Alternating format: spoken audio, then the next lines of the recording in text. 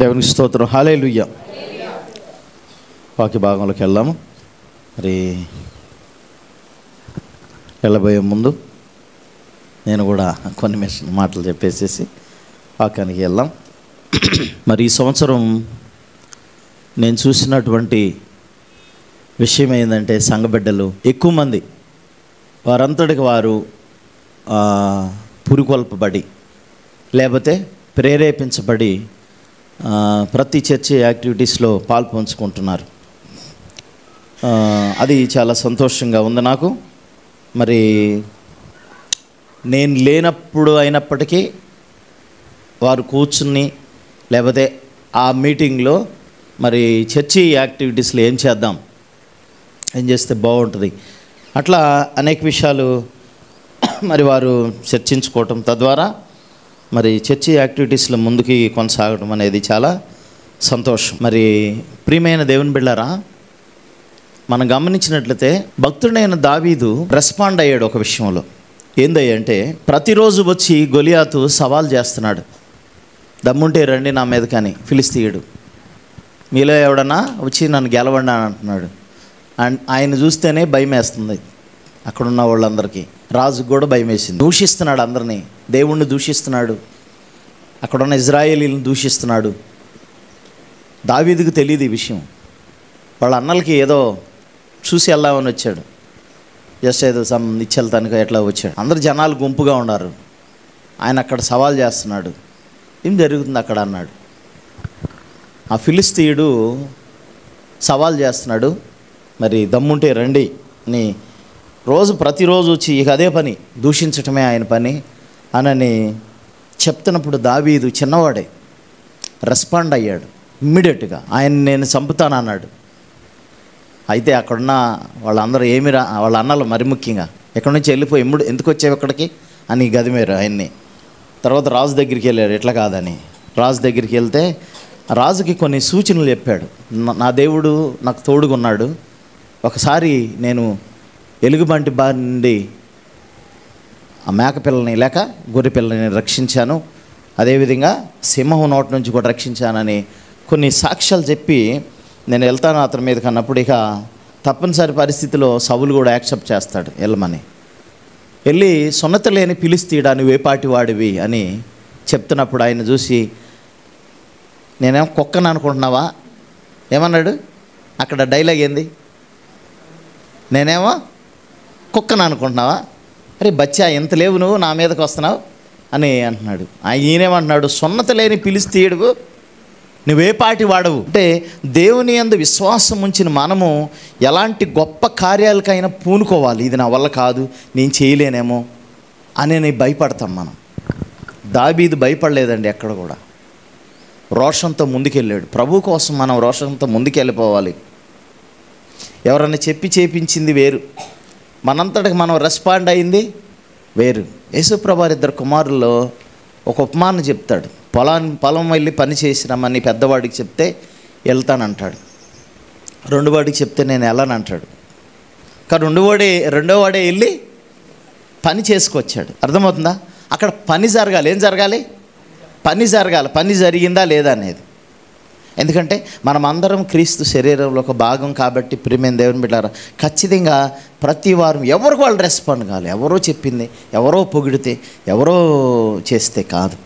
Okay, సంతోషం చాలా. మరి అందరు రెస్పాండ్ అయ్యి అందరు మాట్లాడుతూ ఉంటే చక్కగా మనం ఇచ్చేద్దాం ఇచ్చేస్తే బాగుంటుందని చేస్తూ ఉంటే నాకు చాలా సంతోషం అనిపించింది. ఎందుకంటే ఒక సంఘ కాపరిగా మరి ఒకానొక రోజుల్లో స్టార్టింగ్లో ఎట్లా ఉంటుంది ఎవరికి తెలియదు, అసలు ఏం చేస్తున్నామో తెలియదు, ఏంది ప్రభు పరిచర్యలు కొనసాగుతున్నారంతే, యాక్టివిటీస్ ఏంటి, ఏం జరుగుతుంది ఏంది అనేది ఎవరికి తెలియదు కదా. అట్లా చూస్తున్న క్రమంలోనే మరి వాళ్ళు రెస్పాండ్ అవ్వటం అనేది చాలా ముఖ్యం. స్టార్టింగ్లో సేవకులకి ఎన్ని సమస్యలు ఉంటాయి, ప్రాబ్లమ్స్ ఉంటాయి కదా. ప్రతి విషయాన్ని వారే చేసుకోవాల్సి వస్తుంది, ప్రతి పని. మరి తర్వాత సంఘం వృద్ధి అవుతా కొంది ఏమవుతుందంటే, అందరూ తలొక పని తలొకరు షేర్ చేస్తూ ప్రభు రాజ్యం విత్తే విషయంలో, ప్రభు పనిలో అందరూ ముందుకు కొనసాగి వెళ్ళటం అనేది చాలా గొప్పది. దేవునికి స్తోత్రం. హల్లెలూయా.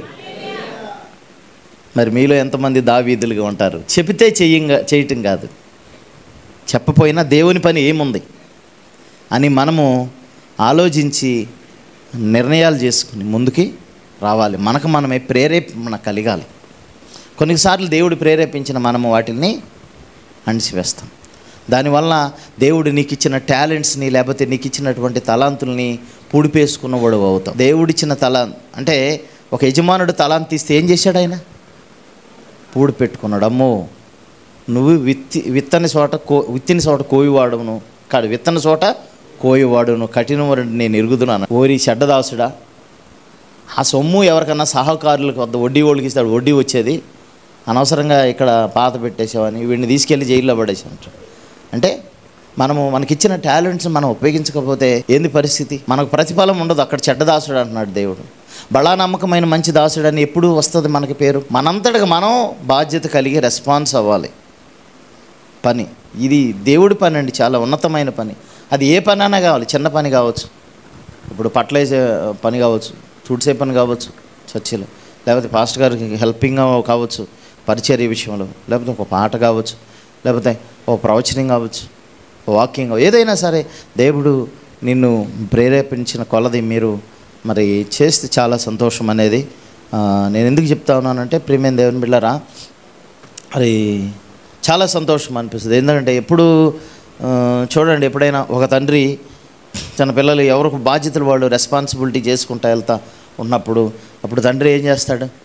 అమ్మ నా బాధ్యత తీరిపోయింది అని అంటాడు. అంటే ఇక్కడ బాధ్యత తీరేది ఏముండదు అనుకో, నేను కూడా చేయాలి అంటిల్ డెత్ అన్న, చనిపోయేంత వరకు కూడా ప్రతి వారు కూడా చేయాల్సిందే. గొప్ప భక్తులు ఉన్నారండి ఆ రోజుల్లో, 70-80 సంవత్సరాల వయసులో కూడా గుర్రాల మీద వెళ్ళి పరిచర్య చేశారండి. 70 సంవత్సరాల వయసులో కూడా మోకరించి వేకువజామున లేచి మోకరించి 2-3 గంటలు ప్రార్థన చేశారంట. అవునండి, నిజం. అలాంటి భారం మనలో రావాలి.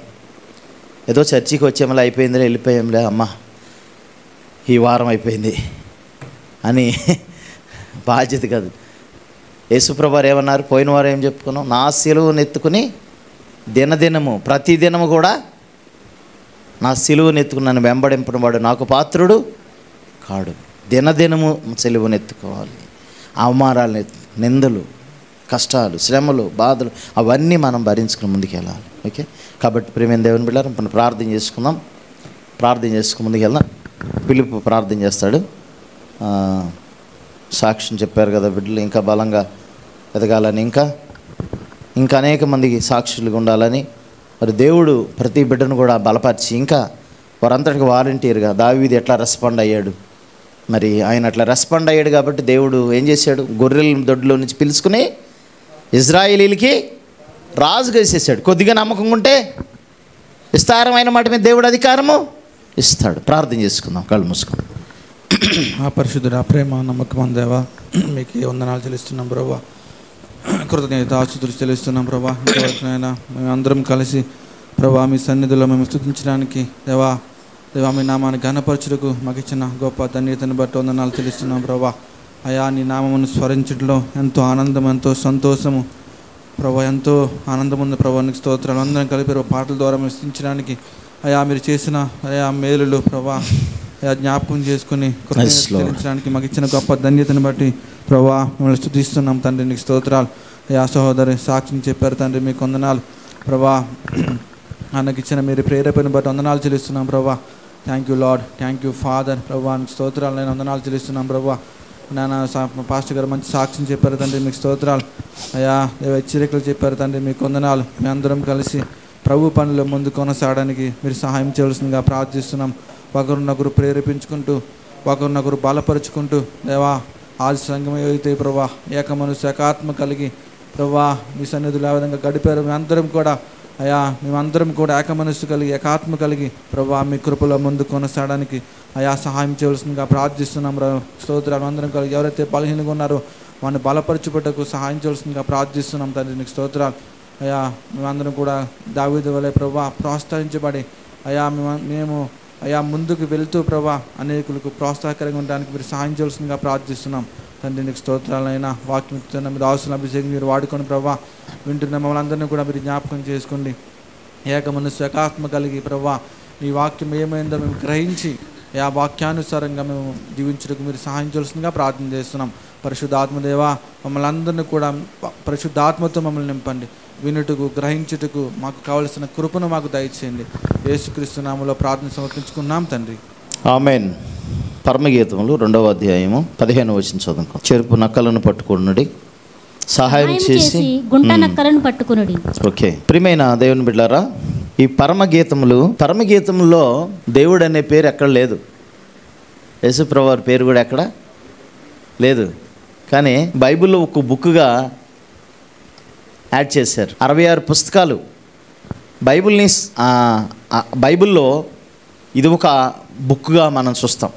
పరమగీతములు. ప్రియమైన దేవుని బిడ్డలారా, పరమగీతంలో ఎక్కువగా ఇది ప్రణయ గీతం అంటారు. అంటే ప్రేమ మీద ఎక్కువగా వివరించబడుతుంది. ఒక పురుషుడు స్త్రీని ఏ విధంగా ప్రేమిస్తాడు అనే వివరణ అనేది ఇక పరమగీతాల్లో ఉంటుంది. ఇది యాడ్ చేయాలా వద్దా హోలీ బైబిల్లో అనే చాలామంది పండితులు ఆలోచించినప్పుడు వారికి అర్థమైంది ఏంటంటే, ఇశ్రాయేలీలకి దేవుడికి ఇశ్రాయేలీల మీద ఉన్న ప్రేమను ఈ రీతిగా వ్యక్తపరుస్తున్నాడని వాళ్ళు యాడ్ చేశారు. కొత్త నిబంధన జనాంగమైనటువంటి మనము ఏంటి, దీనికి ఉపయోగం ఏంటి మనకి ఈ గ్రంథం వలన? కొత్త నిబంధనలోకి వచ్చేసరికి ప్రియమైన దేవుని బిడ్డలారా, ఇక్కడ పురుషుడు లేక వరుడు యేసుప్రభుని మనం చూస్తాం, స్త్రీని సంఘముగా చూస్తాం. స్త్రీని చాలా ప్రేమిస్తాడు ఇక్కడ వరుడు. పురుషుడు చాలా వర్ణిస్తాడు, ఆమె అందాన్ని వర్ణిస్తాడు. వర్ణన ఉంటుంది అన్నమాట దీంట్లో. మరి నిజంగా యేసయ్య నీ కొరకు నా కొరకు ప్రాణం పెట్టి మనల్ని అందరినీ ఆయన లేఖనాల్లో ఎఫెసీలో రాసిన పత్రికకు తెలియజేయనట్లు ఏం చేశాడు? వాక్యం చేత ఉదక స్నానం చేసి కళంకమైనను ముడతైనను అది మరి ఏది లేక పరిశుద్ధమైన సంఘముగా ఆయన ఎదుట నిలబెట్టుకున్నాడు. అది ప్రేమతోనే సాధ్యమైంది. ఈ లవ్స్ ఆల్వేస్, ఈ లవ్స్ అస్. యేసుప్రభు వారు ఎప్పుడు మనల్ని ప్రేమిస్తూనే ఉంటున్నాడు. ఆయన ప్రేమ శాశ్వతమైనది. మనం తప్పు చేసినా కూడా ప్రేమిస్తున్నాడు. ఇది తప్పు చేశాడు, నేను ఇవ్వను, నేను ఇవ్వాల్సింది ఇవ్వను అని అనలా. ప్రజలందరూ తప్పు చేస్తున్నారు కాబట్టి ఆ వర్షాన్ని కురిపించను, ఎండని నేను ఎవరికి ఇవ్వను, సూర్యరశ్మిని గాలిని పంపించను అని దేవుడు ఎప్పుడు మనిషి క్రియలను బట్టి మనం ప్రతిఫలం ఇస్తాం, మనం తీర్పు తీరుస్తాం. కానీ దేవుడైతే మన క్రియలు దేవుని ఎదుట మురిగొడ్డు లాంటి. అసలు మనం ఏపాటి వాళ్ళం దేవుణ్ణి మెప్పించగలిగే అంతటి ఉందా మనకి? దేవుణ్ణి మెప్పించే అంత ఉందండి? లేదు. మానవులందరూ కూడా దేవుణ్ణి మెప్పించే అంత లేదు. అందుకే కదా ప్రవక్తలను పంపించి చెప్పినా కానీ ఆ దేవుని ఆ పరిశుద్ధతలోనికి ఎవరు రీచ్ కాలేకపోతున్నాడు. దేవుడు మహాపరిశుద్ధుడు, పాపం చూడలేని కనుగులు కానివాడు. కానీ వారిని చేరాలంటే, దేవుణ్ణి చేరాలంటే ఎవరు చేరలేకపోతున్నారు. ఇప్పుడు యేసుప్రభువారిని, తన ప్రియమైన యేసుప్రభువారిని ఈ లోకానికి పంపించి ఈ మనుషులందరినీ తనకు కుమారులుగా కుమార్తెలుగా స్వీకరించడానికి ఏం చేశారు? తన ప్రియకుమారుణ్ణే నల్లగొట్టాడు, తన ప్రియకుమారుణ్ణే సిలువలో బాధపెట్టి. ప్రియమైన దేవుని బిడ్డలారా, దాని ద్వారా మనం అందరం కూడా మరి ఆయన పిల్లలుగా కాగలిగాం. తద్వారా ఆయన ప్రేమ అనేది మన పట్ల ఈ రీతిగా రుజువు చేశారు. ఈ రీతిగా ఈ పరమగీతాల్లో మరి వర్ణన ఉంటుంది. ప్రియమైన దేవుని బిడ్డలారా, ఒకసారి మరి ఇది ఎవరు రచించారని చూసినట్టయితే ఫస్ట్ ఏముంది? సొలొమోను రచించిన పరమగీతం అని ఉంటుంది. సొలొమోను గొప్ప రాజు, గొప్ప జ్ఞాని అని మనం చూస్తున్నాం బైబిల్లో కదా. గొప్ప జ్ఞానం గురించి ఎవరి గురించి అన్న మాట్లాడితే బైబిల్లో ఎవరి మాట వస్తుంది? ఫస్ట్ సొలొమోను గొప్ప జ్ఞాని కదా, జ్ఞానం కలిగిన వాడు అని వస్తుంది. అంతకంటే గొప్ప జ్ఞానం కలిగిన వాడు యేసయ్య. సొలొమోను కంటే గొప్పవాడు ఇక్కడ ఉన్నాడు. ఆ మాటలే నచ్చల పరిసయ్యులకి, శాస్త్రులకి. ఇదేంటి సొలొమోను కంటే గొప్పవాడు అంటున్నాడు? దేశాంతరాలు, భూమి అంతరంలో ఉండే ఎక్కడి నుంచో వచ్చి ఆయన జ్ఞానాన్ని అన్నారు, ఈయన ఆయన కంటే గొప్పవాడే అన్నారు అని యేసుప్రభువుని విమర్శించారు. ప్రియమైన దేవుని బిడ్డలారా, సొలొమోను నిజంగా మరి గొప్ప రచయిత. వృక్షాల గురించి రాశాడంట. 3000 సామెతలు రాశాడంట ఆయన. ఎన్ని? 3000 సామెతలు. ఒకసారి 1వ రాజుల గ్రంథము 4వ అధ్యాయం 32వ వచనం చదువుదాం. చూడండి, ఎన్ని 1005 కీర్తనలు రచించాడు. ఇంకా చదవండి. మరియు లెబనోనులో ఉండు దేవదారు వృక్షమనే గాని గోడలో నుండి మొలుచు హిస్సోపు మొక్కనే గాని చెట్లన్నిటినీ గూర్చి అతడు వ్రాసెను. మరియు మృగములను, పక్షులు, ప్రాకు జంతువులను, జలచరములు అను వాటినన్నిటిని గూర్చి అతడు వ్రాసెను. చూడండి, ఇంకా అతని జ్ఞానపు మాటలు తెలుసుకొనుటకై అతని జ్ఞానమును గూర్చి వినిన భూపతులందరిలో నుండి, జనులందరిలో నుండి మనుషులు సొలొమోను వద్దకు వచ్చిరి. చూడండి ప్రియమైన దేవుని బిడ్డలారా, దేవుని స్తోత్రం, హల్లెలూయా. ఎక్కడి నుంచి? భూమి అంతముల నుండి భూమి దిగంతం అంటాం కదా, అంతటి నుంచి రాజులు వచ్చారంట ఆయన జ్ఞానం వినటానికి. దేవుడు అంత జ్ఞానాన్ని సొలొమోనుకి ఇచ్చాడు.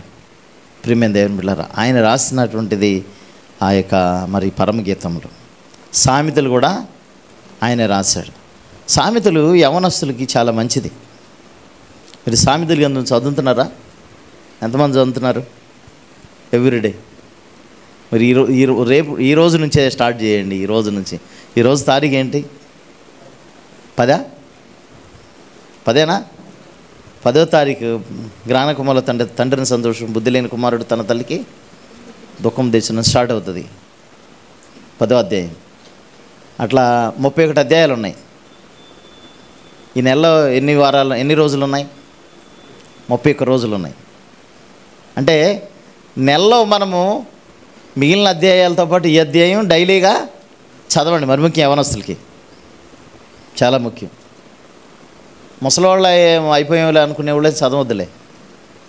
ముసలివాళ్ళు ఎవరైనా ఉన్నారు ఇక్కడ? 40 సంవత్సరాలు, దాదాపు 45లో అందరూ కూడా 40 అంతా యూతే కదా. యవనస్తులకి అంటాడు అక్కడ. ఫస్ట్లో ఏమంటాడంటే యవనస్తులకి అంటాడు. ఫస్ట్ అధ్యాయాలు రాసుకుంటా వస్తే అది యవనస్తులకి రాశాడు అని అంటారు సొలొమోను. కాబట్టి ప్రియమైన దేవుని బిడ్డలారా, ఈ పరమగీతములు ఆయన చేత రాయబడినట్టు మనం చూస్తాము.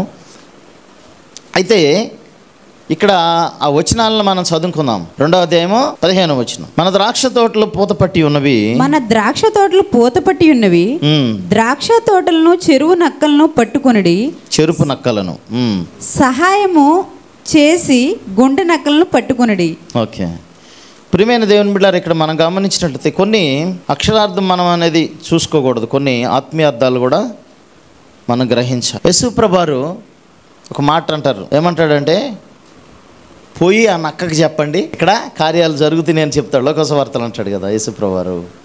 ఏమంటున్నాడు? పోయి ఆ నక్కకి చెప్పండి అంటాడు. సరే చూద్దాం, తీయండి. లోకసువార్త 13వ అధ్యాయం 32వ వచనం. ఆయన వారిని చూచి, మీరు వెళ్ళి ఆ నక్కతో ఇలాగూ చెప్పుడి, ఇదిగో నేడును రేపును నేను దెయ్యములను వెళ్ళగొట్టుచు రోగులను స్వస్థపరచుచు నుండి 3వ దినమున పూర్ణ సిద్ధి పొందేదను. ఓకే, అయినను ఓకే అమ్మా, చాలు. ఎవరు ఈ నక్క? పై వచనంలో తెలుస్తుంది మీకు. జస్ట్ ఇమ్మీడియట్ మీకు ఏం లేదు, పై కింద వచనాలు చదవాలి. ఎప్పుడైనా సరే వాక్యం చదివేటప్పుడు ఈ నక్క ఎవరో మీకు తెలుస్తుంది. ఎవరైనా హెరోదు రాజుని నక్క అన్నాడు యేసుప్రభువారు. ఎందుకన్నాడు? నక్క అనేది ఏంటి? జిత్తులు మారిది. దాని స్వభావం సరిగా ఉండదు. నక్కలకు బొరియలను, ఆకాశ పక్షులకు గుళ్ళు ఉన్నాయి కానీ మనిషి కుమారుడికి తలవాల్చుకునే స్థలము లేదంటాడు. అట్లా నక్కల పేర్లు కొన్ని ఉంటాయి. హెస్కేలు కూడా అంటాడు. ప్రియమైన దేవుని బిడ్డలారా, ప్రవక్తలు ఎవరైతే యథార్థంగా లేని ప్రవక్తలను కూడా నక్కలని పిలిచాడు. హెస్కేలు గ్రంథం 13వ అధ్యాయం 4వ వచనం గమనించినట్టయితే, హెస్కేలు గ్రంథం 13:4, ఇశ్రాయేలీయులారా, మీ ప్రవక్తలు పాడైన స్థలముల్లో ఉండు నక్కలతో సాటిగా ఉన్నారు అని అంటున్నాడు. ఏమంటున్నాడు ఇక్కడ? మీ ప్రవక్తలు పాడైన స్థలంలో నుండి నక్కలతో సాటిగా ఉన్నారు అని అంటున్నాడు. ఈ ప్రవక్తలు నక్కలతో పోల్చాడు దేవుడు. ప్రియమైన దేవుని బిడ్డలారా, చూడండి, మరి ఇక్కడ మనం గమనించినట్లయితే ఆత్మీయార్థం మనం గమనించాలి. మన ద్రాక్ష తోటలు పూతపట్టి ఉన్నవి, ద్రాక్ష తోటలను చెరుపు నక్కలను పట్టుకున్నాడు అంటున్నాడు. పూతపట్టి ఉన్నవి అని అంటున్నాడు. ఇప్పుడు యోహాను 15వ అధ్యాయంలోకి వెళ్ళిపోయినట్టు మనం గమనించినట్టు ఒకసారి మీరు అధ్యాయం తీయనక్కర్లేదు కానీ అక్కడ నిజమైన ద్రాక్ష బలం నేను, మీరు తీగలు, నా యందు ఫలించని ప్రతి ఆ బ్రాంచ్ ఏదైతే ఉంటుందో మొక్క కట్ చేయబడుతుంది అని చెప్తాడు, తీసివేయబడుతుంది అంటాడు. ఫలించేది ప్రతిది కూడా అక్కడ ఆత్మీయ అర్థాన్ని మనం గ్రహించాలి. నిజమైన ద్రాక్ష వల్ల క్రీస్తు మనం అంటకట్టబడి ఉంటే, దేవుని పిల్లలమైన మనము ఆయనతో అంటకట్టబడితే ఫలిస్తాం. యెషయా గ్రంథంలో మనం చూసినట్టే మరి అక్కడ ఒక మంచి చెట్టుని నాటారు కానీ అది ఫలించలేదు అంటాడు. ప్రియమైన దేవుని బిడ్డలారా, అది ఏవి ఫలించింది అంటాడంటే అక్కడ కారు ద్రాక్షలు కాసింది అని అంటాడు. కారు ద్రాక్షలు కాసింది. నేను మంచి విత్తనాన్ని విత్తాను, మంచి ఫలములు ఫలించాలి, కానీ అదేం చేసింది? కారు ద్రాక్షలు కాసింది అని అంటాడు. ప్రియమైన దేవుని బిడ్డలారా, కాబట్టి ఆ ఫలాల విషయాల్లో మనం గమనించినట్లయితే ఇక్కడ పూత అంటే మన ఆత్మీయ జీవితంలో దేవుని యందు రక్షణ పొందిన తర్వాత మనం ఫలించాల్సింది ఏంది? ఆత్మఫలం ఫలించాలి. ఏం ఫలించాలి? ఆత్మఫలం ఫలించాలి. మీరు జాగ్రత్తగా వింటేనే మీకు అర్థమవుతుంది. ఆత్మీయ అర్థంలో మీకు తెలియజేస్తామన్నా ఇది. మనం ఆత్మీయంగా ఫలించాలంటే ఆత్మఫలం ఏమి? ప్రేమ, సంతోషము, సమాధానము, దీర్ఘశాంతం, దయాళుత్వం, మంచితనం, విశ్వాసం, సాత్వికం, ఆశా నిగ్రహం. ఈ 9 ఆత్మఫలం మనం ఫలించాలి. ఫస్ట్ ప్రతి విశ్వాసి యొక్క ఆ యొక్క మరి ప్రాథమిక బాధ్యత ఏంది? ఫలించాలి. ఫలించని ప్రతి చెట్టుని నరికివేయబడుతుందని అక్కడ ఫస్ట్ యోహోను మత్తయి సువార్త 3వ అధ్యాయంలోనే చెప్తాడు. గొడ్డలి చెట్ల వేరున పడి ఉన్నది, ఫలించని ప్రతి చెట్టు నరికివేయబడుతుంది అని అంటున్నాడు. చెట్టును చూసి ఇవి మంచి ఫలములా చెడ్డ ఫలములా అని మనం గ్రహించవచ్చంట. మంచి ఫలములు, మంచి చెట్టు మంచి ఫలాలే ఫలిస్తుంది, చెడ్డ చెట్టు చెడ్డ ఫలాలు ఫలిస్తుంది. అట్లాగే ప్రియమైన దేవుని బిడ్డలారా, మరి ఈ పూత అనేది పట్టుతూ ఉంది. వాటిని ఏం చేస్తానంటే నక్కలు, గుంట నక్కలు వచ్చి పాడు చేసేస్తున్నాయి. కాబట్టి వాటిని ఏం చేయాలి? మనం క్యాచ్ చేయాలి, పట్టుకోవాలి. మన ఆత్మీయ జీవితంలో ఆత్మఫలము ఎదగనీయకుండా ఏం చేస్తుందంటే ఈ శరీర క్రియలు ఏవైతే ఉందో గలతీ రాసిన పత్రికలో 22వ వచనమే ఆత్మఫలం ఉంటాం. పై వచనాల్లో ఏముంటుంది? శరీర క్రియలు అనే 15 ఉంటాయి. వీటిల్లో మనల్ని ఏం చేస్తూ ఉంటాయంటే ఈ శరీర క్రియలు ఎదగనీయకుండా చేస్తాయి. ఇవి గుంట నక్కలు అనుకోవాలి మనం. వీటిని ఏమనాలి? గుంట నక్కలు అనుకోవాలి, లేకపోతే నక్కలు అనుకోవాలి. అంటే దాని స్వభావం చెడ్డ స్వభావం కదా, మంచి స్వభావం కాదు. కాబట్టి మరి ఇవి ఏం చేస్తున్నాయి అంటే ఫలించలేకుండా చేస్తూ ఉన్నాయి కదా. ప్రేమ అనే ఆ ఫలాన్ని అసూయ అనే శరీర కార్యం అనేది ఫలించకుండా చేస్తుంది. అసూయ అనే గుంట నక్క అనుకోవాలి. ఏంటది? అసూయ. ఇంకా మనం గమనించిన సమాధానం అనే ఫలాన్ని పాడు చేసేది కోపం అనే గుంట నక్క. ఏంటది? కోపం. మనం సమాధానంగా ఉంటాం, ఒక్కొక్కసారి కోపం అనేది ఏం చేస్తుంది అంటే సమాధానం లేకుండా చేసేస్తుంది. మంచితనం అనే ఫలాన్ని సోమర్త అనే గుంట నక్క పాడు చేస్తారు. సాత్విక అనే ఫలాన్ని గర్వం అనేది పాడు చేసేస్తుంది. గర్వం అనే గుంట నక్క. సాత్వికం అంటే ఏంటి? వినయము, విధేయత. వీటి గురించి మనం వివరించుకోబోతున్నాం ఒక్కొక్కటి. ప్రియమైన దేవుని బిడ్డలారా, కాబట్టి ఇవి మన జీవితాలని, మన ఆత్మీయ జీవితాలని పాడు చేసేస్తున్నాయి. నిజంగా ఆత్మీయ ఎదగనీయకుండా పాడు చేసేస్తాం. అవి మనం ఫలించకుండానే తొలి దశలోనే ఏం చేస్తున్నాడు? సైతానుడు ప్లాన్ చేసి మనల్ని ఆత్మీయ ఎదగనీయకుండా పాడు చేసేస్తున్నాడు. శరీర క్రియలను వృద్ధి చేస్తున్నాడు, కానీ ఆత్మఫలం ఫలించకుండా మనల్ని పాడు చేసేస్తున్నాడు. దయాళుత్వం అనే ఫలాన్ని పాడు చేసేది ధనాశ అనే గుంట నక్క అని చెప్తున్నాడు కదా. ఏంటది? ధనాశ. సంతోషం అనే ఫలాన్ని పాడు చేసేది అపవిత్రత అని. ఇంకోటి మనం గమనించినట్లయితే ఆశా నిగ్రహం అనే ఫలాన్ని, ఎన్ని ఫలాలు మనం చూసుకున్నాం ఇప్పుడు? ఫలము, ఆత్మఫలము అంటారు. ఆత్మఫలము, ఆ ఫలము ఎన్ని? 9. ఎన్ని అవి? 9. ఆశా నిగ్రహం అంటే ఏంటి? దాన్ని పాడు చేసేది తిండిపోతేనే గుంట నక్క కదా. ఏంటది? తిండిపోతు. మీకు తెలుసా? తిండిపోతులు, త్రాగుబోతులు దేవుని రాజ్యానికి వారసులు కారు అని అంటుంది బైబిల్లో. తెలుసా మీకు? ఎవరాళ్ళు? తిండి కాడే గొడవ పెట్టుకుంటారు తెలుసా. చర్చీలు కొంతమంది అలిగి కూడా వెళ్ళిపోతారు. నాకు వాడు ముక్కలు వేయలేదు, పక్కన వేసాడు కానీ నాకు వేయలేదంటాడు. ముక్కలు ఉంటే లేకపోయినా ప్రభువారు రొట్టె వల్ల, మనుషుడు రొట్టె వలన కాదు కానీ దేవుని నోటి నుండి వచ్చి ప్రతి మాట వలన బ్రతుకుతాడని చెప్తున్నాడు కదా. ఈ రొట్టె దీంతో నీకు ఎందుకు మొక్కతో? దేవుడు నిజంగా నువ్వు దేవుడి సేవ చేస్తే అంతకంటే ఎక్కువే దేవుడు నీకు ఇస్తాడు. కొన్ని జరుగుతాయండి అలాంటివి. కాబట్టి ప్రియమైన అందుకనే తిండిపోతు అయిన నీ గొంతుకు కత్తి పెట్టుకో అంటాడు దేవుడు. ఏమంటున్నాడు? గొంతుకి కత్తి పెట్టేసుకో, తిండిపోతు అయితే అంటున్నాడు. కాబట్టి ప్రియమైన దేవుని బిడ్డలారా, ఇవన్నీ మన ఆత్మీయ జీవితాలని పాడు చేస్తాయి. కాబట్టి ఫస్ట్ మనం గమనించినట్లయితే గర్వం. ఏంటది? గర్వం గురించి మనం చూసుకోబోతున్నాం. ఇది అసలు ఈ సృష్టిలోనే పుట్టిన మొట్టమొదటి పాపం ఇది. ఏంటది? భూమి మీద కాదు, పరలోకంలోనే పుట్టింది. ఎవరికి? Correct, very good. మంచి బైబిల్ జ్ఞానం మీకు ఉంది. God bless you. యెషయా గ్రంథం 14వ అధ్యాయం 12-15 వచనాలు మనం చదువుకున్నట్టే, యెషయా గ్రంథము 14వ అధ్యాయము 12-15 వచనాలు. తేజో నక్షత్రమా, వేకువ చుక్క, నీవెట్లు ఆకాశం నుండి పడితివి, జనములను పడగొట్టిన నీవు నేల మట్టుము వరకు ఎట్లు నరకబడతివి. నేను ఆకాశమునకు ఎక్కిపోయేదను, దేవుని నక్షత్రములకు పైగా నా సింహాసనమును హెచ్చింతుము. ఉత్తర దిక్కునున్న సభా పర్వతం మీద కూర్చుందును, మేఘమండలం మీదకి ఎక్కుదును, మహోన్నతునితో నన్ను సమానునిగా చేసుకుందును అని నీవు మనసులో అనుకుంటేవి కదా. నీవు పాతాళమునకు, నరకములో ఒక మూలకు త్రోయబడితివే. నిన్ను చూచువారు నిన్ను నిదానించి చూచుచూ ఇట్లు తలపోయిరు. చూడండి ప్రియమైన దేవుని బిడ్డలారా, ఏం చేసింది ఇది? లూసిఫర్ చూడండి, ఉత్తర దిక్కునున్న సభాపర్వతం మీద కూర్చుని. ఇక్కడేముంది ఒక మాట, దేవుని నక్షత్రములకు పైగా నా సింహాసనమును హెచ్చింతును అన్నాడు. ఇక్కడేమంటున్నాడు? నా అంటే దేవుని సింహాసనం కంటే నా సింహాసనాన్నే ఇంకా హెచ్చిస్తా అని ఒక తలంపు వచ్చింది. ప్రియమైన దేవుని బిడ్డలారా, బైబిల్లో మనం గమనించినట్లయితే ఎంత పాపం చేసిన వాళ్ళైనా క్షమించగలిగాడు, కానీ తిరుగుబాటు చేసిన వాళ్ళు మాత్రం క్షమించలేదు. ఏంటది? తిరుగుబాటు అనేది ఎప్పుడు వస్తుంది? గర్వం వల్లే వస్తుంది. అహంకారము, గర్వం ఎప్పుడు వస్తుంది అంటే మనకి తిరుగుబాటు ఉన్నప్పుడే ఆ తిరుగుబాటు వస్తుంది, గర్వం వలన. కాబట్టి ఈ గర్వం అనేది చాలా డేంజర్.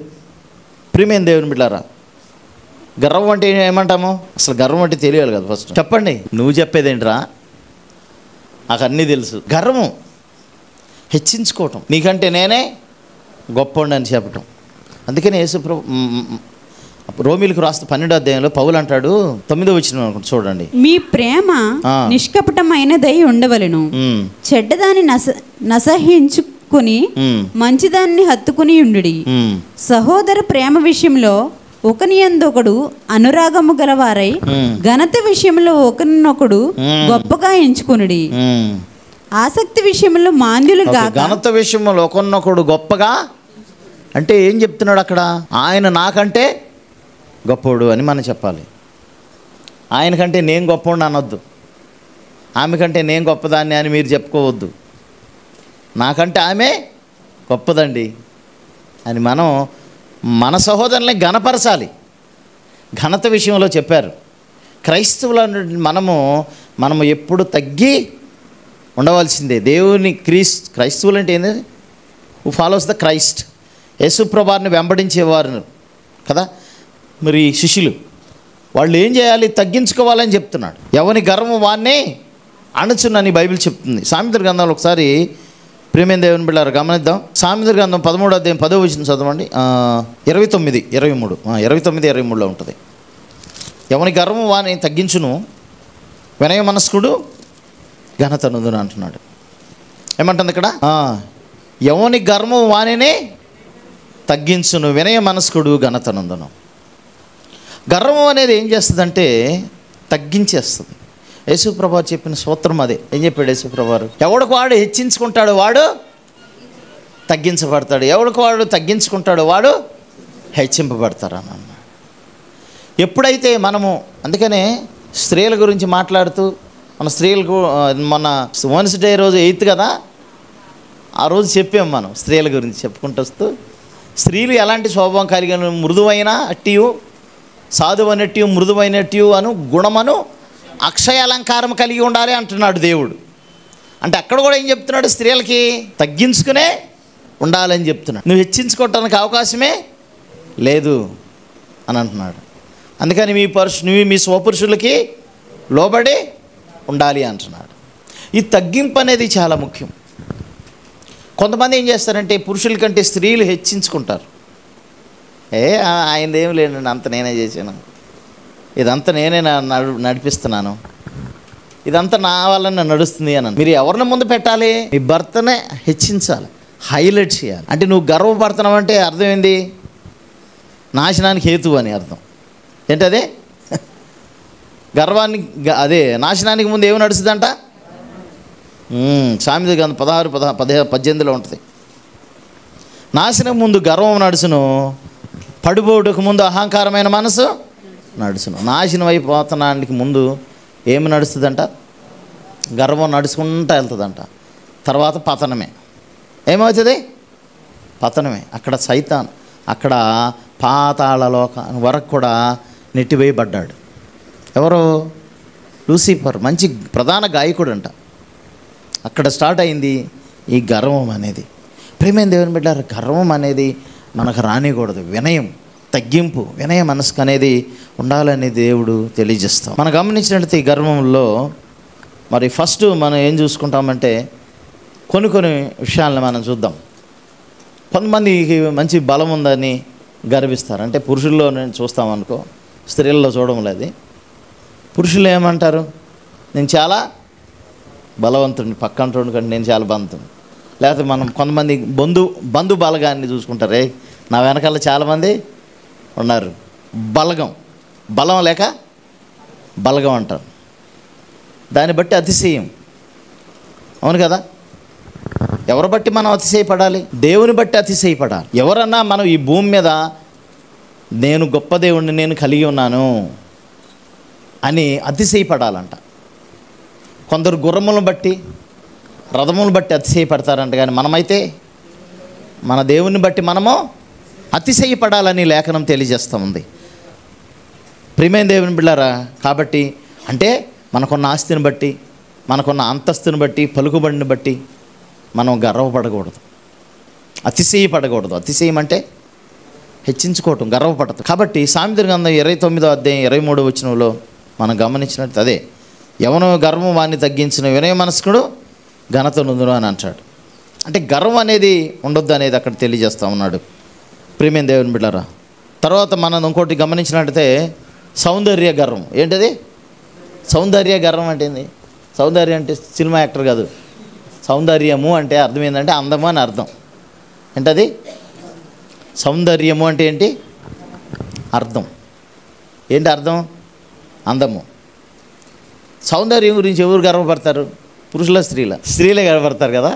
అందుకే నేను 31వ అధ్యాయంలో యెహోవా యందు భయభక్తులు కలిగిన స్త్రీ కొనియాడబడుతుంది అంటాడు అక్కడ. అందుకేనేమో 31 వచనంలో ఏమంటాడంటే, అందం మోసకరమో సౌందర్యమో వ్యర్థము, యెహోవా యందు భయభక్తులు కలిగిన స్త్రీ. అది ఎవరిని మెచ్చుకుంటారు? భయభక్తులు కలిగిన స్త్రీని మెచ్చుకుంటారు, కానీ అందమైన స్త్రీని కాదు. అందం మోసకరం అంటున్నాడు దేవుడు. ఏమన్నాడు? అందము, నేను చాలా అందంగా ఉన్నాను, మంచిగా ఉన్నాను. అది ఆ తెలియని అహంకారం అనేది వచ్చేస్తుంది. ప్రియమైన దేవుని బిడ్డలారా, దేవుడు ఎవరిని దీవిస్తాడు? అహంకారం ఎదిరించి దీనులకు కృప అనుగ్రహిస్తాడు. ఆ గర్వం అనేది ఉండకూడదు. బైబిల్లో అబ్షలోము అని ఆయన చాలా అందగాడని బైబిల్ తెలియజేస్తూ ఉంది. ఎవరైనా? అబ్షలోము, దావీదు కొడుకు. అబ్షలోము అంట శిరస్సు నుండి సిరిపాదం వరకు అంటారు. ఎక్కడ కూడా వంక ఉండదంట ఆయనకి, అంత అందగాడంట. ఎంట్రుకలు చాలా బాగుంటాయి. ఆయన శిరస్సు, ఆయన ఎంట్రుకలు చాలా అందంగా ఉంటాయి. ఆయన గర్వించి నెక్స్ట్ రాజు నేనే అవుతానని తన తండ్రిని ఎదిరించి రాజ్య పట్టాభిషేకం చేసుకోవాలని బయలుదేరుతున్నప్పుడు ఆ ఇంటికిలే ఆయన్ని మోసం చేసినాయి. ఒక చెట్టుకు తగులుకుంటాయి. ఎక్కడికి? 2 సమయాలు 18వ అధ్యాయంలో ఉంటుంది. ప్రియమైన దేవుని బిడ్డలారా, ఆయన తల వెంట్రుకలు ఒక చెట్టుకి, మస్తకి వృక్షానికి తల వెంట్రుకలు చుట్టుకుంటాయి. అట్లా ఏలాడుతూ ఉంటాడు. మరి శత్రువులు ఉంటారు, ఊరుకుంటారా? దావీదుని చంపడానికి ప్రయత్నం చేస్తున్నాడు ఆయన. దావీదుని రాజ్యం నుండి దింపేయడానికి ప్రయత్నం చేస్తున్నాడు. అట్లానే దావీదు అనుచరులు ఊరుకుంటారా? దావీదు అనుచరులు యోవాబు సైనాధిపతి, కొంతమంది అనుచరులు ఉన్నారు. ఏం చేశారు? మెల్లిగా తప్పించారు. ఆ జుట్టు కిందకి తీపిపోయి ఏం చేశారు? అట్లా అన్నారు, మెడ తెగిపోయింది. ఏమైపోయింది తన పరిస్థితి? గర్వించాడు, కానీ ప్రాణం కోల్పోయాడు. దావీదు మాత్రం ఒకటే చెప్పాడు, తన కుమారులు ఏం చేయొద్దని చెప్పాడు. కొడుకులు కదా, ఎంత తిరుగుబాటు చేసినా అయ్యయ్య వాళ్ళని ఏం చేయొద్దని. దావీదుని చేస్తే ఊరుకుంటారా? యోవాబు ఊరుకోడు. దావీదు అంటే చాలా ఇష్టం యోవాబుకి, చాలామందికి ఇష్టం దావీదు అంటే. మరి దావీదు మీదకి దండెత్తి దావీదుని ఏదో చేయాలని ప్లాన్ చేస్తే ఊరుకుంటారా? ఎవరు ఊరుకోరు. పక్కన అనుచరులు చక్కగా తప్పించారు మెడకాయ. ప్రియమైన దేవుని బిడ్డలారా, కాబట్టి మనం అతిశయపడకూడదని అంటే దేవుని యందు భయభక్తులు కలిగిన స్త్రీగా ఉండాలి. ఒకటి చూడండి, ఎప్పుడైనా మనం అదొకటాను. నేను మీకు ఇచ్చే సలహా ఏంటంటే పొగిడించుకోబాకండి. బైబిల్ ఏమంటుంది? మనుషులు మిమ్మల్ని పొగిడినప్పుడు ఎలా మీకు శ్రమ అని ఉంది. ఇప్పుడు మీరు ఎప్పుడైనా సరే ఒకటే, ఇప్పుడు నేను ఫస్ట్ ఒక మాట చెప్పాను, సంఘబిడ్డల్లో నాకు చెప్పకుండానే వాళ్ళు డెసిషన్ చేసేసి మంచిగా చేసేస్తున్నారు పని చక్కగానే, అది తెలియకుండా స్లోగా అది ఇంకో రకంగా పరిణమించి నేను లేకపోతే అసలు ఇది జరగదనే మనసులోకి వచ్చేసిందంటే స్టార్ట్ అయింది మనకు పతనం. సౌలు ఏం చేశాడు? గర్వించాడు. సౌలు బైబిల్లో ఏం చేశాడు? గర్వించాడు. తన బదులు ఇంకో ఆయన ఎన్నుకున్నాడు ఆల్రెడీ. గర్వించాడు కాబట్టి ఇంకొకడినే ఆల్రెడీ ఏర్పాటు చేసుకుంటాడు ప్లాన్తో. వీడు గర్విస్తున్నాడు, అయిపోయింది వీడి పని అని. నా చిత్తానుసారమైన ఒకరిని నేను కనుక్కున్నాను అని అంటాడు. ఇక నీ పని అయిపోయింది అంటాడు. సమూయేలుతో చెప్తాడు, పోయి చెప్పేసే అంటాడు, నా చిత్తానుసారమైన మనిషిని ఒకరిని కనుక్కున్నానే అని అంటాడు. ప్రియమైన దేవుని బిడ్డలారా, కాబట్టి మనం ఏది చేసినా దేవుడికి మహిమ తెచ్చే రీతిగా చేయాలి. నన్ను గుర్తించట్లేదేంటి? నేను ఎంత పని చేస్తాను, నన్ను ఎవరు గుర్తించట్లేదు, నన్ను ఎవరు పట్టించుకోవట్లేదు. పట్టించుకోకపోతే ఎవరు పట్టించుకుంటున్నారండి? నిన్ను దేవుడు చూస్తున్నాడు, నీ పని దేవుడు పరిశీలిస్తున్నాడు. నీ మనసులో పుట్టింది, అరే చర్చికి వెళ్ళాలి, ఈరోజు ఏదో ఒక వర్క్ చేయాలి. నిన్న మేము యూత్ మీటింగ్ పెట్టాం. యూత్ మీటింగ్లో అంటే నియోజకవర్గం మొత్తం మీద యూత్ మీటింగ్ కండక్ట్ చేస్తే కొంతమంది యూత్ వచ్చారు. వాళ్ళ అభిప్రాయాలు తీసుకుంటే వాళ్ళ అభిప్రాయాలు వాళ్ళు చెప్పారు చాలా స్టాండర్డ్. ఒకరోజు లేచి అంటున్నాడు, నేను వీటన్నిటికంటే కూడా నా సేవకుడికి నేను సపోర్ట్గా ఉంటా, ఏదైనా సరే నేను నా సేవకుడికి సపోర్ట్గా ఉంటా అంటున్నాడు ఆయన. యవనస్తుడు అంటే తన ముందు సేవకుడికి సపోర్ట్గా ఉంటే వాళ్ళు ఎంతైనా గొప్ప సేవ చేయగలరు అనేది తను చెప్తున్నాడు. అట్లాగే ప్రియమైన దేవుని బిడ్డలారా, మోషేకి సపోర్ట్గా ఉన్నాడు యెహోషువ. ఆయన పరిచర్య చేశాడు.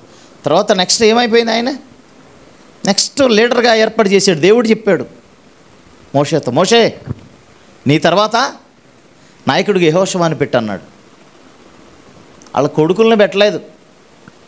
ఎవరిని పెట్టాడు? దేవుడు యెహోషువని పెట్టాడు. ప్రియమైన దేవుని బిడ్డలారా, ఏలియా తర్వాత ఎవరిని పెట్టారు? ఎవరు వచ్చారు? ఎలీషా.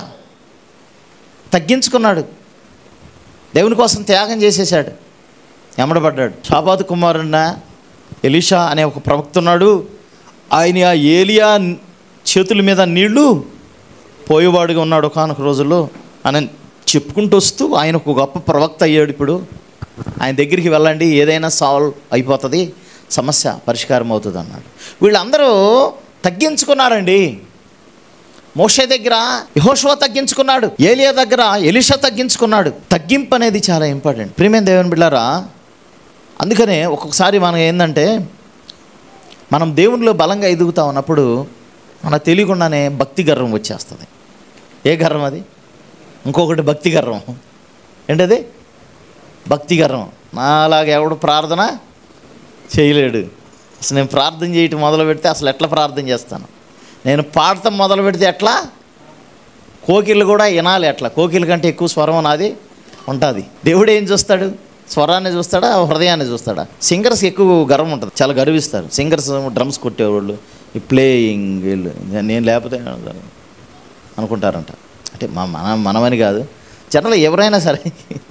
అక్కడ సింగరే కదా లూసిఫర్, ప్రధాన గాయకుడు. పరలోకంలో మనం పాడపోతే ఇక్కడ పాడేవాడు ఎవడు లేడు అనుకున్నాడు. అక్కడ నుంచి తంతం కింద పడి పాతాళంలో లెగను కూడా కదా. మనం గర్వించకూడదు ప్రియమైన దేవుని బిడ్డలారా. దేవుడు ఎవరినైనా కూడా వాడుకుంటాడు. సామెత గ్రంథం 16:5 ఉంటుంది, గర్వహృదయుందురు యెహోవాకు హేయులు, నిశ్చయముగా వారు శిక్ష నొందుదురు అని అంటున్నాడు. ఎవరంట వాళ్ళు? గర్వం కలిగిన హృదయం ఉంటే యెహోవాకు హేయులు అంట. హేయులు అంటే ఏంటండి? ఇష్టం ఉండదు, వాళ్ళు తిరస్కరించేశాడు వాళ్ళని. హేయులు అంటే ఏంటి? తిరస్కరించేశాడు వాళ్ళని. వారు శిక్ష ఉంటుందంట. వారికి ఏముంటుందంట? శిక్ష ఉంటుందంట. ప్రియమైన దేవుని బిడ్డలారా, సౌలు గర్వించాడు. ఏమైపోయింది తెలుసా?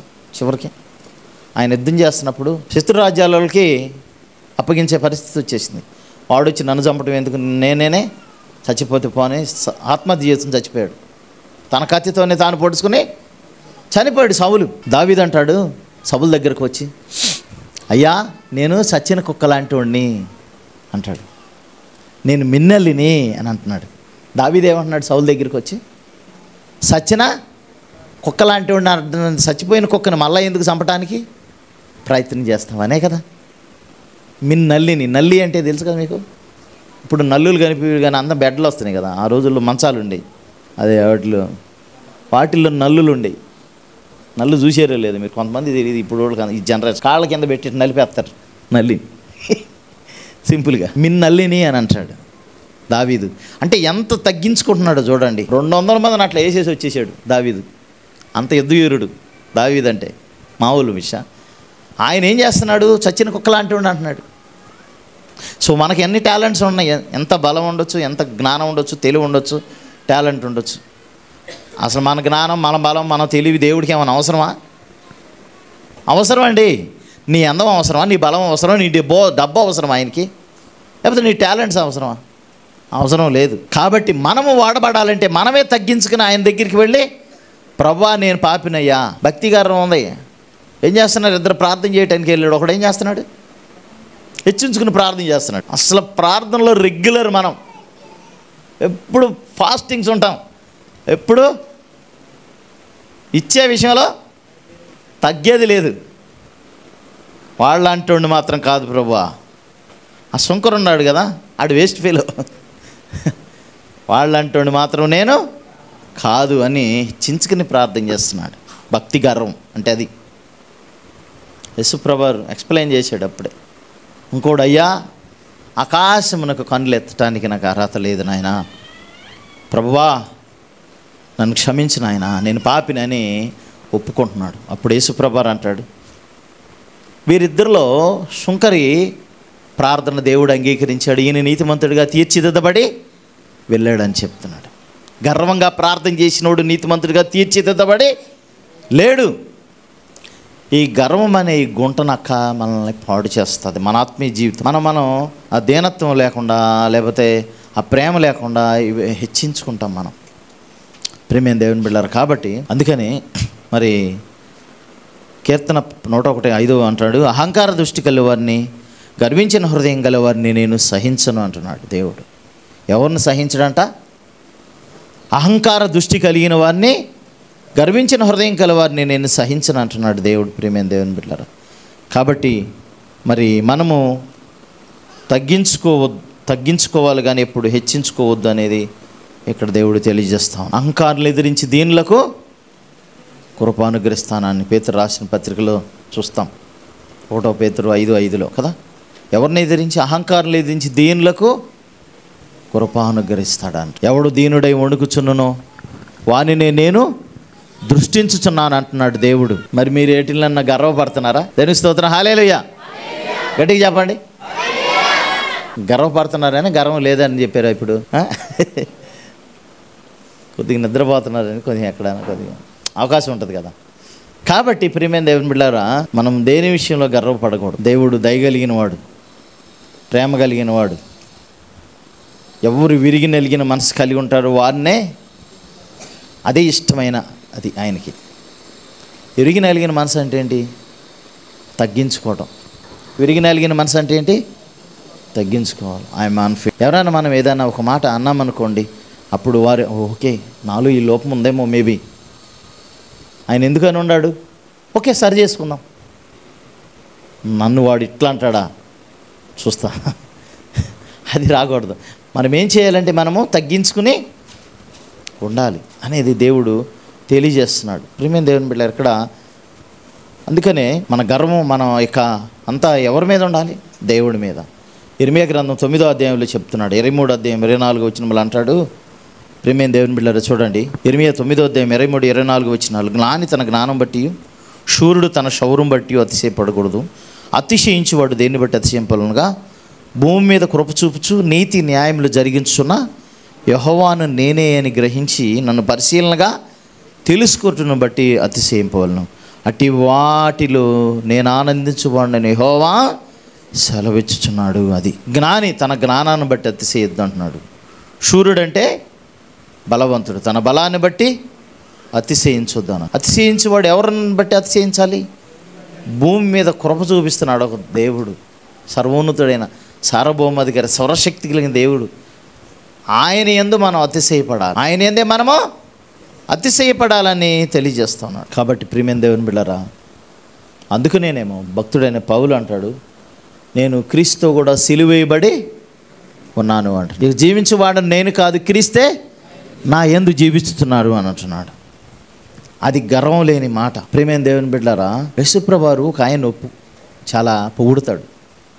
శతాధిపతి ఎవరైనా, మత్తయి 8వ అధ్యాయంలో ఉంటుంది, చదవనక్కర్లేదు. కానీ శతాధిపతి వచ్చి, అయ్యా మా దాసుడు పక్షవాతంతో బాధపడుతున్నాడు, ఒక్క మాట సెలవు ఇవ్వండి, ఆయన బాగుపడతాడని అంటే ప్రభువారు అంటారు, నేను వస్తానులే అని అంటాడు. ప్రభువా మీరు రానక్కర్లేదు, ఒక్క మాట సెలవు ఇవ్వండి, నా దగ్గర నేను సైనికుడిని, శతాధిపతి అంటే 100 మందికి సైనాధికారి ఆయన, నా దగ్గర చాలామంది సేవకులు ఉన్నారు, పనివాళ్ళు ఉన్నారు, మీరేంది ప్రభువా, ఒక్క మాట సెలవు ఇవ్వండి అని అంటాడు. అప్పుడు అంటాడు ప్రభువారు, ఇశ్రాయేలీల్లో ఇంత విశ్వాసం కలిగినండే నేను చూడలేదే అని అంటాడు. విశ్వాసం ఎంత తగ్గింపండి. అక్కడ ఏం కనిపిస్తుంది? అక్కడ హంబుల్ హిమ్సెల్ఫ్, తనకు తాను తగ్గించుకున్నాడు. తగ్గించుకోవడం మనం చూస్తాం. కాబట్టి ప్రియమైన దేవుని బిడ్డలారా, మీరు ఇదే ఉంటారుగా, ఎదిగిన కొద్దీ ఒదిగి ఉండాలంట. నువ్వు మంచి ఆఫీసర్ అవుతున్నావు అనుకో, ఓ పెద్ద నీకు పోస్ట్ వస్తుంది, ఇంకా ఇంకా ఇంకా ఎదుగుతున్నావు, అంచెలంచెలుగా దేవుడు నిన్ను ఆశీర్వదిస్తున్నాడు. ఇంకా ఎదిగే కొద్దీ మనం ఏం చేయాలంటే ఇంకా ఒదిగి ఉండాలి. లోక సామెత మనకు తెలిసిన విషయం కదా. కాబట్టి ప్రియమైన దేవుని బిడ్డలారా, దేని బట్టి అతిశయపడటానికి అసలు మనకు అవకాశమే లేదు. నేను చాలాసార్లు మనకు మోషన్స్ వామిటింగ్స్ అయినప్పుడు 2 రోజులు ఎట్లా ఉంటాం? కాళ్ళు కదులుతాయా, చేతులు కదులుతాయా, ఎక్కడ చేయి అక్కడ, ఎక్కడ కాలు అక్కడ, అంటే కానీ మనం ఏం అతిశయపడతాం కదా, ఎర్ర వీగుతాం. ప్రియమైన దేవుని బిడ్డలారా, కాబట్టి మనం అతిశయపడటానికి మనలో ఏమి కూడా లేదండి. కాబట్టి అందుకనే ఈ యొక్క గర్వం అనే గుంట నక్కని మనం ఏం చేయాలి? తొలగించాలి. కొంతమందికి ఇశ్రాయేలీయులు కూడా వారి జాతిని బట్టి గర్వించారు. మేము యూదులము, యోధామత ప్రవిష్టులం అన్నారు. మన భారతదేశంలో ఉన్న ఒక జాడ్యం ఏంది? యేసుబ్రహ్మను నమ్ముకుని కూడా కులగర్వం ఒకటి ఉంది. ఏంటది? నేను ఎక్కడి నుంచి వచ్చానో తెలుసా అంటాడు, వీడు సాక్ష్యం చెప్పేది. సిగ్గుకరమైన విషయం ఏంటంటే సేవకులు కూడా ఆ కులాన్ని మెన్షన్ చేస్తారు. అసలు ఫస్ట్ యేసుబ్రహ్మను నమ్ముకున్న తర్వాత మనం మర్చిపోవాల్సింది ఏంది? మన భారతదేశంలో జాడ్యాన్ని బట్టి కుల నిర్మూలన అవని ఇవని చాలా చేస్తూ ఉంటారు. కానీ ఫస్ట్ నిర్మూలించాల్సింది మనం నిర్మూలించాలి. ఎవరు? మనం నిర్మూలించాలి. మనం ఎవరి ద్వారా పుట్టామో యోహాను 1వ అధ్యాయంలో చెప్తాడు, యేసుక్రీస్తు రక్తం వలన మనము తన్ని ఎందరు అంగీకరించరు అనగా వారికి అందరికీ దేవుని పిల్లలకు ఆయన అధికారము, we are the children of God. మనం దేవుని పిల్లలం కాబట్టి అందుకనే ఫస్టే చెప్తాడు పేతురు, ఫస్ట్ ఆది సంఘంలో ఒక మాట చెప్తాడు. వాక్యం చెప్పేసిన తర్వాత, పరిశుద్ధాత్మ నింపుదల వాక్యం చెప్పేసిన తర్వాత ఆయన ఒక మాట అంటాడు, మూర్ఖులైన ఈ తరం వారికి వేరై రక్షణ పొందమంటాడు. ఏమన్నాడు అక్కడ? మూర్ఖులైనా మరి ఈ తరం ఏం చేస్తున్నారు? కులం అంటాడు, జాతి అంటాడు, లేకపోతే డబ్బు అంటాడు, నాకు చాలా డబ్బు, ధనవంతుడు అంటాడు. నా అంత ధనవంతుడు ఎవడు లేడు, ఎన్ని సంవత్సరాలకైనా తిని చచ్చిపోగలనాడు. బైబిల్లో ఒక ఆయన గర్వించాడు బాగా పంట పడినప్పుడు. ఎవడాయన? ఆయన అన్నాడట, బాగా పంట పండితే తినుమో తాగుమో సుఖించమన్నాడు. దేవుడి దగ్గర శివుడి దగ్గరికి వచ్చి, ఓరి వెర్రోడా, ఈ రాత్రే నీ ప్రాణాన్ని అడుగుతా అన్నాడు. ఈ రాత్రి చచ్చిపోతే ఈ పంట అంతా ఎవడు తీసుకెంటాడు? ఎవరు తింటారు అన్నాడు కదా. ప్రేమైన దేవుని బిడ్డారు. కాబట్టి తనకు పండిన పంటను బట్టి అతిశయపడ్డాడు. అంటే తనకున్న ధనాన్ని బట్టి అతిశయపడతాడు. కాబట్టి ఈ లోకంలో ధన గర్వం కూడా అనేది ఉంటుంది. అందుకని బైబిల్ చెప్తుంది, సామెత గ్రంథం 11వ అధ్యాయం 4వ వచనంలో, ఉగ్రత దినమందు ఆస్తి అక్కడికి రాదు, నీతి మరణము నుండి రక్షించును అంటున్నాడు. దేవునికి స్తోత్రం, హల్లెలూయా. చెప్పండి పిల్లలు, పిల్లలు చెప్పాలి అందరూ. ఒక వాక్యం కూడా చెప్పాలి, ఒక వాక్యం. ఉగ్రత దినమందు చెప్పండి, ఆస్తి అక్కరకు రాదు. సామెతల గ్రంథము 11వ అధ్యాయము 4వ వచనం. ఇప్పుడు చెప్పండి, ఎవరు చెబుతారు? మీరు సండే స్కూల్లో ఫస్ట్ ఎవరు వస్తారు ఇప్పుడు? చెప్పండి. ఇప్పుడు ఏం వాక్యం చెప్పాను నేను? చెప్పండి, ఎవరు చెప్తారు? ఉగ్రత దినమందు ఆస్తి అక్కరకు రాదు. ఏంటది? సామెతల గ్రంథము 11వ అధ్యాయము 4వ వచనం. ఇప్పుడు ఎవరు చెప్తారు? చెప్పండి. చెప్పు. సామెతలు. క్లాప్స్ కొడదాం అందరం. Very good, God bless you. ఉగ్రత దినమంది అంటే ఏంటి? వారి వెండి, వారి బంగారమును పడేస్తారంట ఆ రోజుల్లో. ఎప్పుడు? ఉగ్రత వచ్చినప్పుడు అంట. బాబు ఇవి మాకు అక్కర్లేదు, ఈ బంగారం వద్దు.